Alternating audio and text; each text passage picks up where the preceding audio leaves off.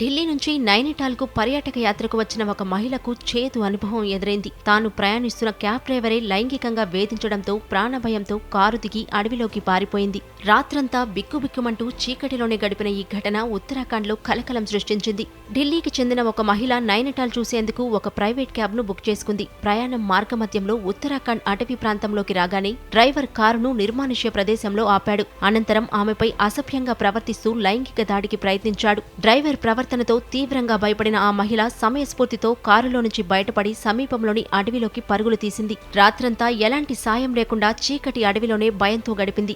మరుసటి రోజు ఉదయం అటుగా వెళుతున్న కొందరు స్థానికులు ఆమెను గమనించి పోలీసులకు సమాచారం అందించారు. ఘటనా స్థలానికి చేరుకున్న పోలీసులు బాధితురాలిని రక్షించి ఆమె ఫిర్యాదు ఆధారంగా క్యాబ్ డ్రైవర్పై లైంగిక వేధింపుల కేసు నమోదు చేశారు. ఘటన జరిగినప్పటి నుంచి డ్రైవర్ వాహనంతో సహా పరారీలో ఉన్నాడు. అతడి ఆచూకీ కోసం ప్రత్యేక బృందాలను ఏర్పాటు చేసి సమీపంలోని సీసీటీవీ ఫుటేజీని పోలీసులు పరిశీలిస్తున్నారు.